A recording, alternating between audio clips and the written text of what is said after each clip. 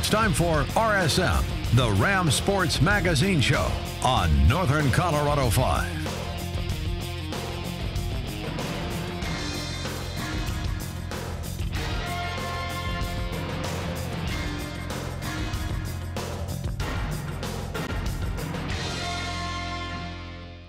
Hey there, Rams fans, and welcome back to another exciting episode of Ram Sports Magazine Show.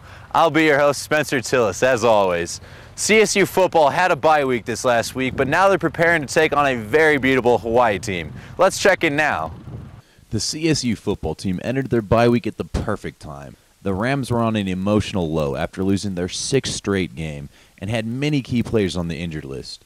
Head coach Jim McAway feels his team took full advantage of the extra rest and preparation and is now prepared to finish the season off strong.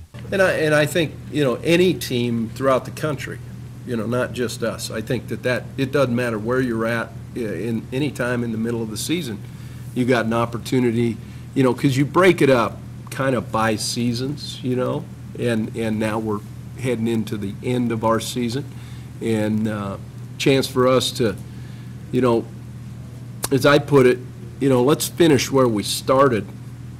Let's refocus on the now and remove all the clutter of all the things that have gone wrong or have not gone like we wanted, okay? And, I'm looking forward to that mindset as we move forward to this part of the season. And that would be the same whether we were undefeated. That's part of the mental part of going through an organizational chart, of going through a process. This is how it will be from here on out. This is a midpoint. Now, let's recenter our focus as to where we need to be. In our case, we used it from a fundamental standpoint, where in other cases, maybe when you're rolling, your fundamentals are going to get hit, but now you maybe work on some structural or schematic things, if that makes sense. I saw some guys that weren't moping around. I saw some guys that went to work. I'm not, where they're at, as I go back, they're disappointed, I'm disappointed, in the win-loss. There's some awful good things that are happening. And I know it's hard to understand that. I don't expect you to understand that, but it's also part of building a program. And these guys, they can see the direction we're headed, and it was good. It was good. The players as well feel the bye week was helpful in order to self-evaluate so that they can finish off the season on a high note.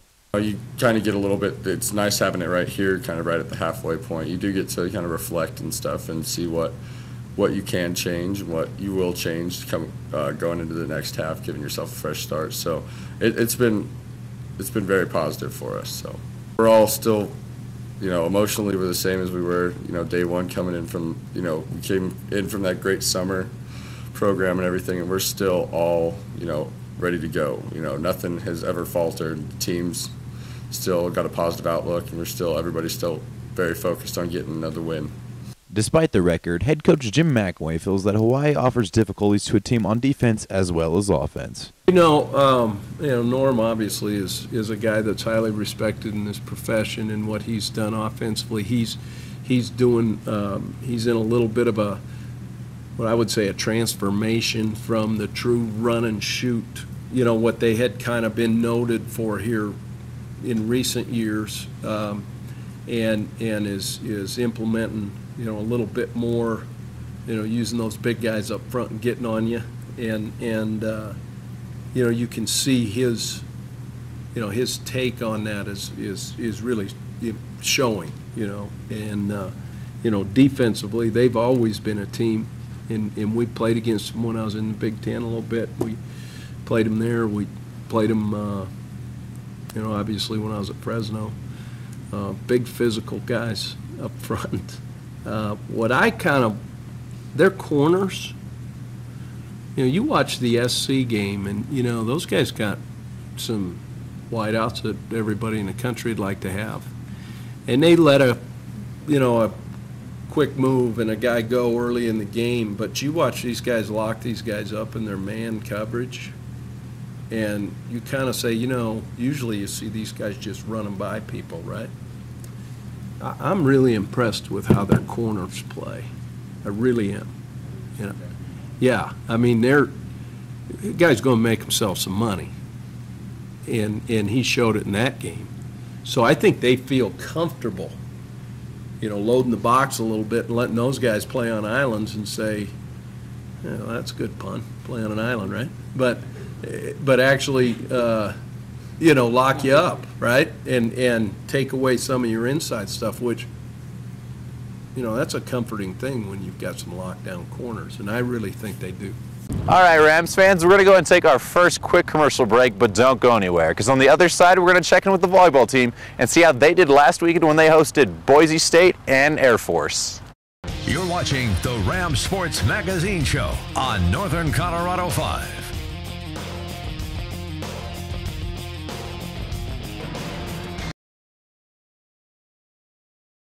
You're watching the Ram Sports Magazine Show on Northern Colorado 5.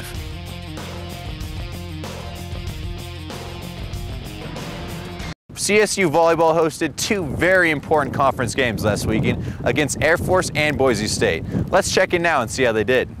The Rams were fresh off their sweep of conference-leading UNLV on the road and now got to return home for a pair of matches. In the first game against Boise State, the Rams were dressed in pink in honor of Breast Cancer Awareness Month, but the clothes wouldn't slow down the way the Rams have been rolling lately. The Rams were again fueled by the play of senior Breon Page as Deidre Foss sets her up for a big kill. The Rams would cruise through the first set, winning it 25-13. The Broncos would look to bounce back in the second, though, as they played a much more spirited and heated game and would find themselves in it late. But the Rams' defense would tighten up and become too much for the Broncos to overcome, as freshman Dree Colbert teamed up with Megan Plord for the roof. CSU takes the second set 25-23. The Rams looked to complete their second sweep in a row as they came out of the gates quickly in the third set. It was Foss again with the helper, this time setting up Colbert, and she would hammer it home. The Rams take the third set 25-16 and completed the sweep. The Rams didn't have much time to enjoy the win, though, as they took the court the very next night against Air Force. The first set would prove to be a battle, but tied at 20 apiece, CSU would go on a run, sparked by this big kill by Megan Plord. The Rams would take the first set 25-20. In the second set, both teams would exchange points until the Rams seized control, thanks in large part to the continued dominance of Paige, as it's beginning to look like a replay because she's done this more than anyone the last 4 games. The Rams take the second 25-18. The third set, the Rams would look to close it out and complete their impressive third straight sweep. This time it was senior Dana Cranston shutting the door. She flies in from the left side and puts an end to any hope of a Falcon comeback.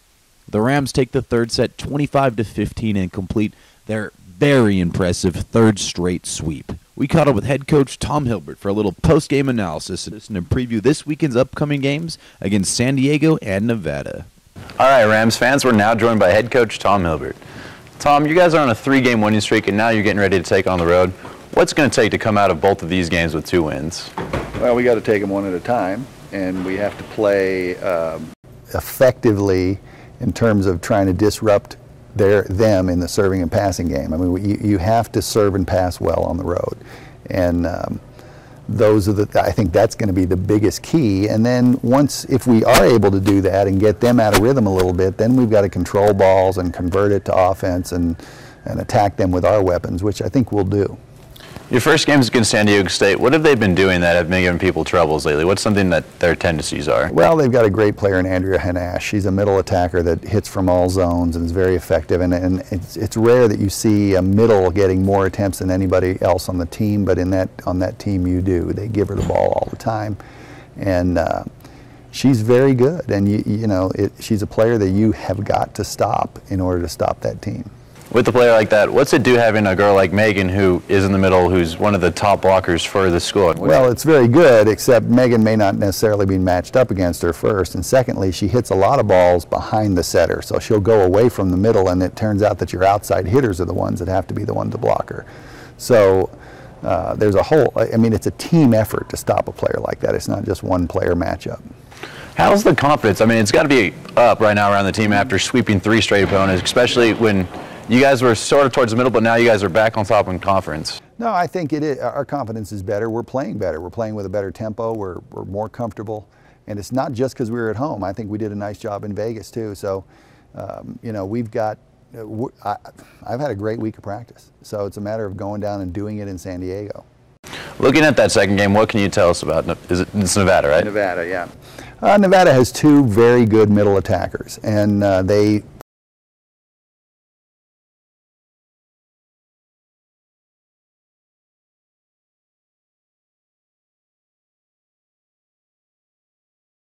Is there any advantage to, I mean, going into the second half of conference and have already, you know, played against certain teams and already gotten, I guess, familiar with their tendencies and who they are? No, I actually believe, I've always believed this, that the advantage goes to the team that lost in terms of preparation. Okay, so they know exactly why they lost, and they'll make corrections. Many times your team goes in thinking, well, we just have to do the same things to win, and that isn't necessarily true. So you have to approach it like it's a new match. And San Diego State's made some changes in terms of what they do lineup-wise, and we've watched film and prepared for that. So, you know, I don't think they played particularly well when they played us here, and we've got to expect it to be a different type of match there. Well, thank you for joining us, Coach, and best of luck this weekend. All right, Rams fans, we're going to go ahead and take our second quick commercial break, but don't go anywhere, because on the other side, we're going to check in with the CSU men's basketball team as they prepare for this season. You're watching the Ram Sports Magazine Show on Northern Colorado 5.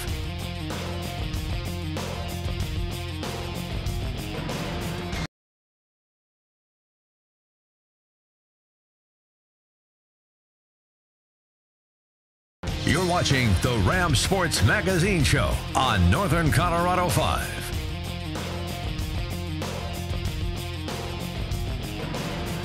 Welcome back, Rams fans. The CSU men's basketball season is right around the corner as they prepare every day to take the court. We caught up with the team's newest big man and we asked him a few questions about this upcoming season. CSU men's basketball will have many new faces to the program, including first-year head coach Larry Estacey. This year's squad will be sporting 2 freshmen in Joe D. Simeon and Jordan Mason. Both are expected to have major roles in this year's success, but expected to be the force that the Rams haven't had in a while is new big man in the middle, Colton Iverson. The Yankton, South Dakota native had a sit-out last year after transferring from the University of Minnesota, but he's geared up and ready to go for this year, and we caught up with him to ask him a few questions about this year's squad. All right, Rams fans, we're now joined by the newest big man on campus, Colton Iverson. Colton, thank you for joining us today. Thank you. It's your first few weeks in the practice. How does it feel to be around this team and everything? What's the culture like? The culture is really good. I mean, we're off to a good start. Obviously, we went to the Bahamas and got a good 10 practices in before the season even started. And I mean, I think we're getting the hang of things with the new coach and everything. And all the guys have been pretty much together for a while now, and so everything's coming together right now.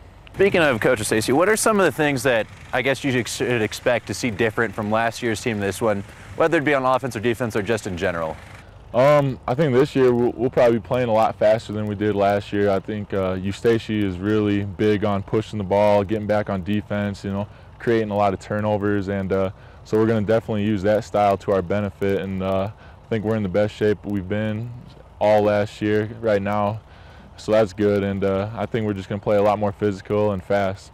This team is coming in. They're already receiving votes in the NCAA. I mean, you guys are stacked looking at just all the talent you have. What's it like playing with so many seniors, so many guys that are experienced, so many guys that are quality basketball players? It's great having this many seniors. We might be one of the oldest teams in the nation this year, but then we also got a lot of new guys coming in, and they're going to have to step up with Jesse Carr out this season. I mean, all the new guys are going to have to step up and contribute, and that will also be huge to our success. Losing Carr, obviously a huge hit to this team. I mean, how has that been for you guys dealing with that? And I mean, what did he bring to the team, and how do you replace that? Replacing it is going to be tough. I mean, obviously the new guys and going to have to step up. I mean, we got Wes, Dorian, just a lot of guards, Daniel, John, and Jordan. They're all going to have to step up this year. And but losing a guy like Jesse is tough. I mean, we were really looking forward to it. He was probably playing the best at the end of the season last year, and it's going to be tough, but I think we'll be able to figure it out and move on. So what are you guys trying to get done from now up until that first game? You guys got a couple of weeks left, or about a week and a half. How do you feel about, what are you guys wanting to get accomplished from now till then?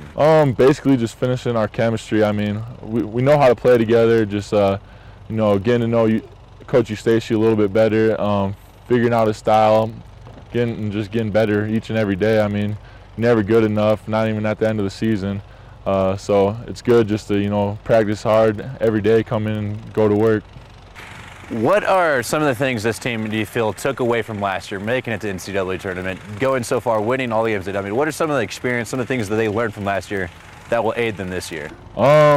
This year is, last year the experience just making it to the NCAA tournament, I mean, having one of the best home records in the nation last year is all going to benefit us coming this year. And only losing Will Bell and Kaipo Sabas, that's good for us too. And I mean, just the experience we had last year and putting everything together coming this year is going to really help us out. Speaking of that home record, what's the excitement like for you, being able to play in Moby for the first time in front of the home crowd that is just electric in the building? I've been waiting for it for a long time. Since I left Minnesota, been very anxious to play here. I'm ready to go. I'm looking forward to it and can't wait. Well, thank you for joining us, Colin. We look forward to watching you this season. All right, Rams fans, we're going to go and take our last quick commercial break, but don't go anywhere, because on the other side, we're going to check in with the CSU women's basketball team and preview their upcoming season. You're watching the Ram Sports Magazine Show on Northern Colorado 5.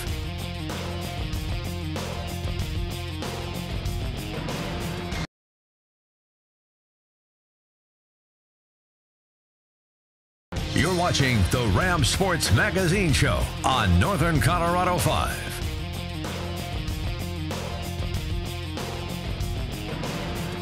Welcome back, Rams fans. The CSU ladies basketball season is right around the corner as well. We checked in with first-year head coach Ryan Williams as well as new shooting guard Caitlin Duffy to preview the upcoming season.